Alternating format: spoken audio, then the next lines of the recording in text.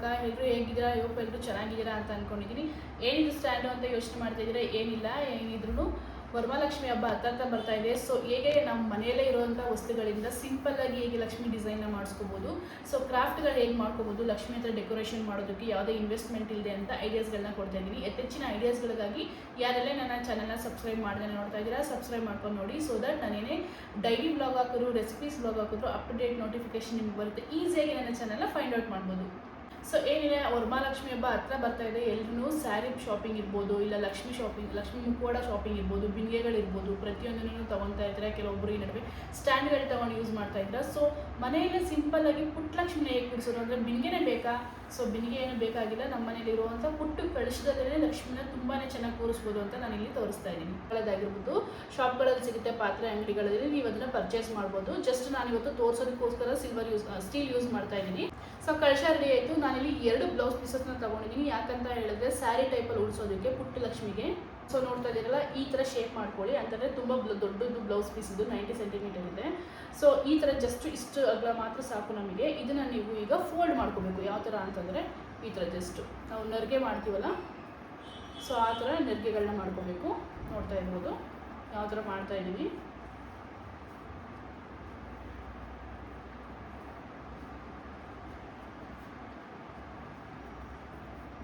ನಿಮಗೆ 90 ಸೆಂಟಿಮೀಟರ್ ಬೇಡ ಅಂತ ಅಂದರೆ, ನೀಟಾಗಿ ಇನ್ನೂ ಪರ್ಫೆಕ್ಟಾಗಿ ಬೇಕು ಅಂತ ಅಂದರೆ ನೀವು ಜಸ್ಟ್ 80 ಸೆಂಟಿಮೀಟರ್ ಕೂಡ ಬ್ಲೌಸ್ ಪೀಸಸ್ನ ತೊಗೋಬೋದು. ನೀವು ಅದನ್ನು ಈ ಥರ ನೀಟಾಗಿ ನಾವು ಯಾವ ಥರ ಸ್ಯಾರಿ ನೆರಿಗೆ ಮಾಡ್ತೀವಲ್ವ, ಸೊ ಆ ಥರ ನೆರಿಗೆನ ಮಾಡ್ಕೊಳ್ಳುವಂಥದ್ದು.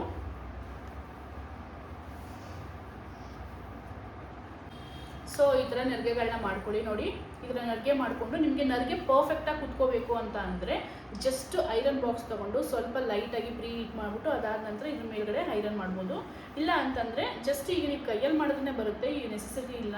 ಬಟ್ ಇಫ್ ಇನ್ ಕೇಸ್ ನಿಮ್ಗೆ ಇನ್ನೂ ಪ್ಲೇಟ್ಗಳು ನೀಟಾಗಿ ಬರಬೇಕು ಅಂತಂದರೆ ಪ್ರೀ ಹೀಟ್ ಮಾಡ್ಕೊಂಡು ಐರನ್ ಬಾಕ್ಸ್ನ ಒಂದು ಸರಿ ಮೇಲ್ಗಡೆ ಈ ಥರ ಮಾಡ್ಕೊಳ್ಳಿ.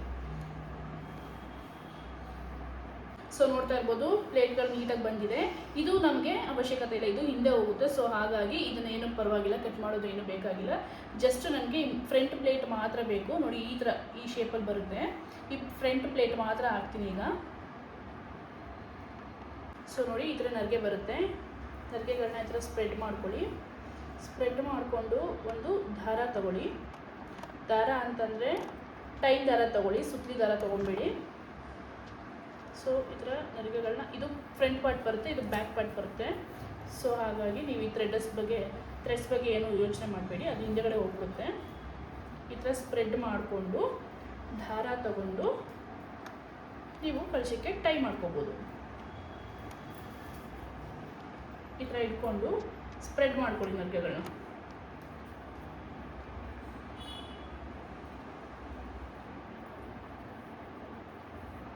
ಸೊ ದಾರನ ಟೈಟಾಗಿ ಕಟ್ಕೊಳ್ಳಿ.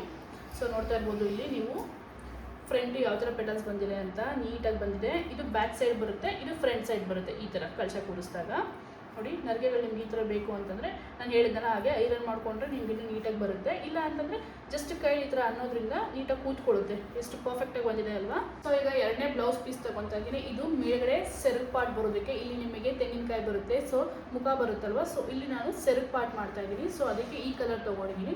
ಇದನ್ನು ಕೂಡ ಏನಿಲ್ಲ, ಜಸ್ಟ್ ಹಾಗೇನೆ ಕೈಯಲ್ಲೇ ನಾನು ಹಾಗೆ ಯಾವಾಗ ಇದು ಸೆರಗು ಮಾಡ್ಕೊಂಡಲ್ಲ ಕೆಳಗಡೆ ನೆರಿಗೆಗಳನ್ನ, ಅದೇ ಥರ ಕೈಯಲ್ಲೇ ಇದನ್ನು ಸಣ್ಣಕ್ಕೆ ನೆರಿಗೆಗಳನ್ನ ಮಾಡ್ಕೊಳ್ಳಿ. ತುಂಬಾ ಚೆನ್ನಾಗಿ ಬರುತ್ತೆ ಈ ಥರ.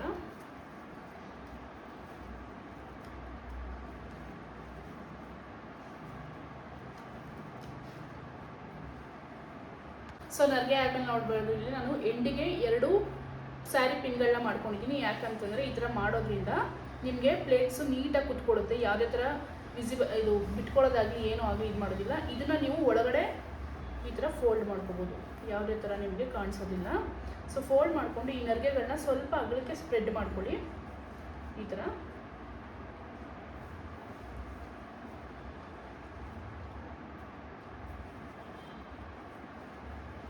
ಸ್ಪ್ರೆಡ್ ಮಾಡಿಕೊಂಡ್ರೆ ನಿಮಗೆ ಅದು ಇಲ್ಲಿ ನಾವು ಎದೆ ಭಾಗದಲ್ಲಿ ಹಾಕ್ತೀವಲ್ವ ನೆರಿಗೆ, ಆ ಥರ ಬರುತ್ತೆ.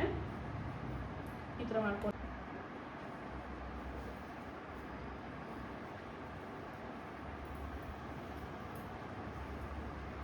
ಸೊ ಈ ಥರ ಆದಮೇಲೆ ಕಳಶ ಇಡ್ತೀವಿ. ಕಳಶ ಇಟ್ಟಾದಮೇಲೆ ನೋಡಿ ಈ ಪಾರ್ಟ್ ಇರುತ್ತಲ್ಲ, ಈ ಪಾರ್ಟನ್ನು ನಾವು ಸ್ವಲ್ಪ ಹಿಂಗೆ ಮುಂದೆ ತಗೊಂಡು ಈ ಥರ ಮಾಡಿ ಇದನ್ನು ಮತ್ತೆ ಈ ಥರ ಎತ್ಕೊಳ್ಳಿ, ಮೇಲಕ್ಕೆ ಎತ್ಕೊಂಡು ಇದನ್ನು ಸೆರಗ್ ಟೈಪಲ್ಲಿ ಮಾಡ್ಕೊಳ್ಳಿ. ಈ ಥರ ಇದು ಹಿಂಗೆ ಬ್ಲೌಸ್ ಟೈಪಲ್ಲಿ ಇರಲಿ, ಇದು ಸೆರಗ್ ಟೈಪಲ್ಲಿ ಇರಲಿ.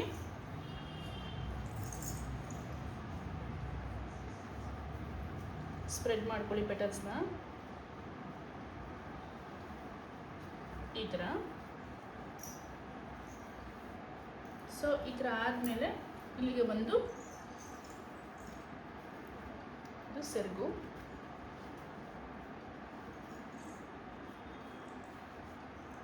ಹಿಂದೆಗಡೆ ಒಂದು ಪಿನ್ನಲ್ಲಿ ಲಾಕ್ ಮಾಡ್ಕೊಳ್ಳಿ.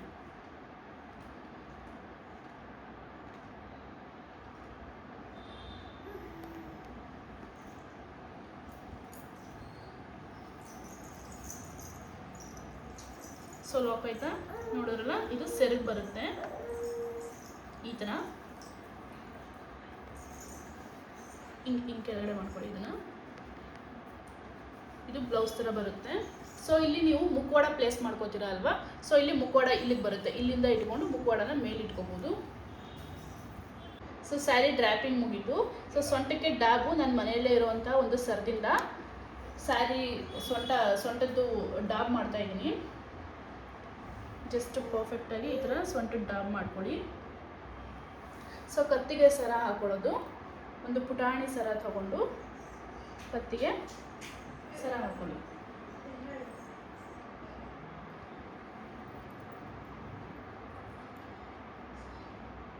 ಈ ಥರ ಇಷ್ಟು ಬೇಕು ಅಂತಂದರೆ ಹಿಂದೆಗಡೆ ಒಂದು ಪಿನ್ನಿಂದ ಪಿನ್ ಮಾಡ್ಕೊಳ್ಳಿ.